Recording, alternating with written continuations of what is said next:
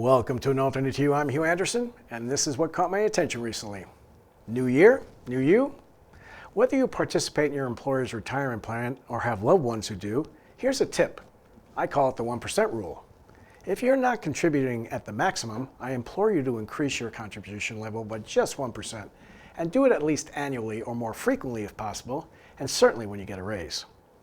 If you think about it, no one misses 1% of their paycheck.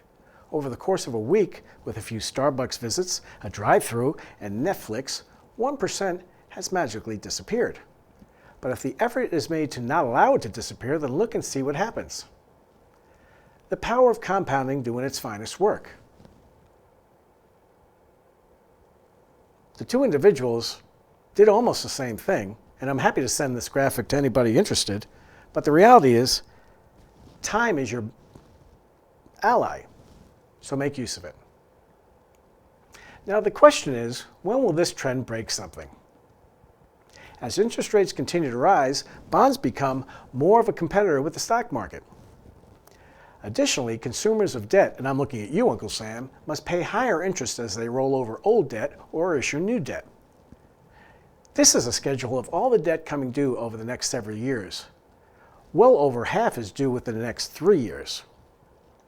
Now one has to wonder why we didn't take advantage of the artificially low interest rates of just a few years ago and issue 50 or 100-year bonds. In the immortal words of somebody from Rocky Horror, damn it, Janet. There were also levered players on Wall Street whose strategies worked like a charm when rates were low, and they were able to borrow enormous sums of money. Now with higher rates, some of those strategies may no longer work and may have to be unwound. And if several large institutions need to do this simultaneously, then Houston, we may have a problem. So far, credit spreads offer no indication of stress in the system, but let's stay vigilant. Now, our friends at Strategis also remind us that in the 1950s, a journalist asked UK Prime Minister Harold Macmillan to identify what the greatest potential challenges of his administration's plans for the country might be. Known for his wit, Macmillan replied simply, "Events, my dear boy, events." There's an understandable optimism that the Trump administration will usher in, through its pro-business policies, an Olympian age of sorts when it comes to the economy and the financial markets.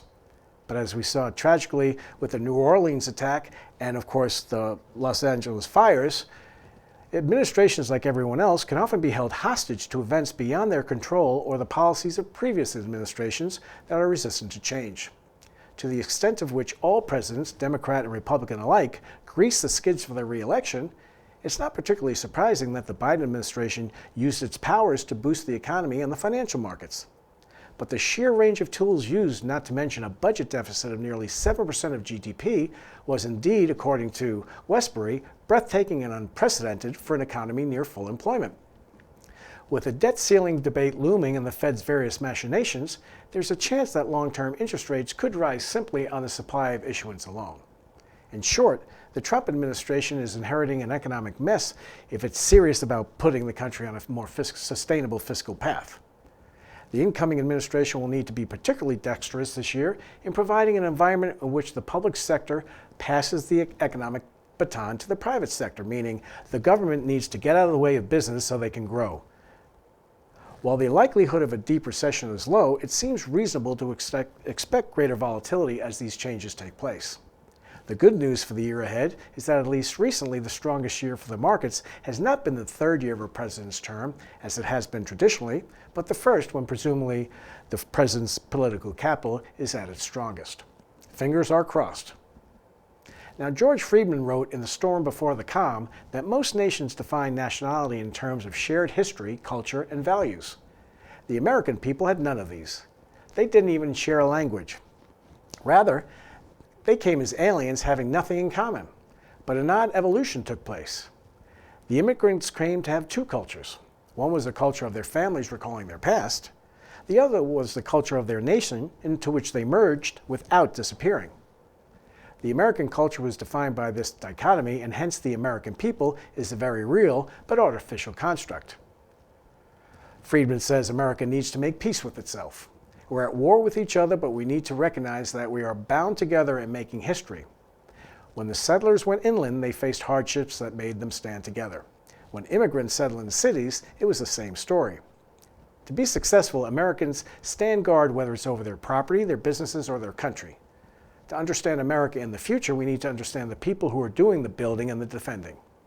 Americans are proud, and with that pride, they invent starships and other things that are said to be impossible. They take big risks and fight every way they know how to win. Thomas Edison, Henry Ford, Steve Jobs, Elon Musk, and people like them denied the impossible and did what others said could not be done, just like the nation's founders did. To see the American perspective, you need to understand the people who founded the country, who founded the businesses, and who stood guard over the land. Friedman wants to know, how does the spirit move into the future? And so do I. So that's it for this week. Don't forget to wander over to hightowerlasvegas.com for more of our take on the world around us. Until next time, I'm Hugh Anderson, and this has been An Alternate Hugh.